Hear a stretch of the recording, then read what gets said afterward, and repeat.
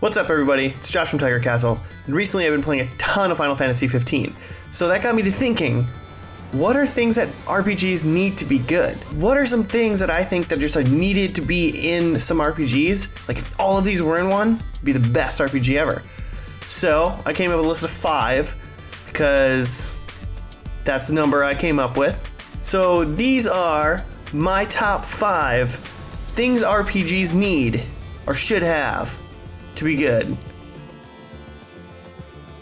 Not much needs to be said about ultimate weapons besides they should always be the strongest and coolest looking weapons your characters get in each RPG. They shouldn't be super easy to find, but don't make me beat the last boss fighting through post-game dungeons to take down some mega baddie just to get the hero's ultimate weapon, because let's face it, I don't need the ultimate weapons to kill people after the game is done, to take out the dumb level 15 people, because I've already beat the game.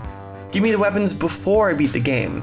I want to be able to take the biggest, baddest weapons into the last boss. That's my reward for having gotten the weapons and gone out of my way to get them, is that I can bring them to the last boss and go, hey, look at my new shiny sword. Now I'm going to stick it up your ass. So when J.R.R. Tolkien wrote The Hobbit and Lord of the Rings, he didn't just write up Bilbo and Frodo's journeys, he wrote legends and myths and history of the world and how things came to be, and while not all of these things fit into the hero's story to save the kingdom, there's always room for lore around the world. I would be doing a disservice by not mentioning the king of lore, Dark Souls. This game is criticized heavily about not telling the players what was happening and not having a story, but those people weren't looking. Dark Souls might as well be set in Lordran. See what I did there? But if you don't know what I'm talking about, watch some videos from people like EPICNAMEBRO and Silvermont and VAATIVIDYA and like just a million other people. There's lore in this series. There's more lore in this series than just like anything. There's more lore in this series than sand on the beach. Okay, probably not. There's probably less lore than that, but there's a lot of lore, and there's a lot of videos about it. Games like the Suikoden series and Radiata stories from PS2, they're like the Pokemon of JRPGs. Even though technically Pokemon is a JRPG. Anyway, so but collecting characters put in your party, and even characters that might be helpful NPCs that can run item shops or inns or just for mini games or become your blacksmith to upgrade your weapons, gives games great diversity. Obviously, not all characters in some games can be crucial to the story, and not all games need 108 characters like Suikoden, but having a diverse cast while sprinkling in some extra or hidden characters, and you've got a group of adventurers that most players actually aren't going to get that bored of, at least not that fast. Like this duck man. Look at the duck man. Ah, that Bestiary. Let's just look at all the baddies we've killed. Let's just take a little look at our digital book in our RPG and just look at all these little bad guys I killed. I can just sit back and look at the good old times of when I killed a bunch of monsters. Like that time I killed Yzamot in Final Fantasy 12. My Bestiary shows that I did that. Some give you details about monsters or how many of them you've killed. Rogue Galaxy even gives you some challenges to kill a certain number of beasties.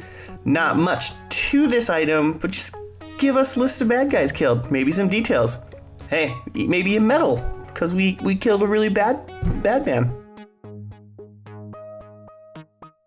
And finally, side quests. They are a staple in RPGs. They usually have the party killing a nasty beast or gathering some item and NPC needs. Now, I've been playing Final Fantasy 15 a lot recently, and I've been doing pretty much every side quest I can get my hands on, but I don't think this game is doing side quests right. Side quests cannot all be fetch quests to take a picture for a magazine editor, to find some gemstone for a journalist trying to turn wannabe Italian mobster, or get a farmer's aromatic roots because he had made a farm in the monster field.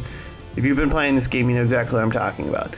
These are all the same quests, just with a different cover. There may be a ton of them, but really there is not a whole lot here that is meaningful besides extra gil and experience. Side quests should have meaning and world building aspects. We should learn about things the main story can't tell us, that it doesn't have time to tell us. The quest to retrieve the Einlanzer from Glenn and Chrono Cross is all of these elements, and you get a super cool second Einlanzer for Glenn, which makes this guy super badass and awesome, or more awesome than I feel like he already was. More quests like this, meaningful, fun, and maybe a badass weapon or two at the end. Alright guys, that's my list. Basically, it was saying is most things just need to be fun and entertaining, but while adding to either the main story or the world building, it's kind of what everything is going with. Reward us for doing things, but reward us not only with weapons and items and other good things, but reward us with story and world building and understanding kind of what's going on and things that maybe our hero wouldn't have come across if we hadn't done this side quest or we, hadn't picked up this other character.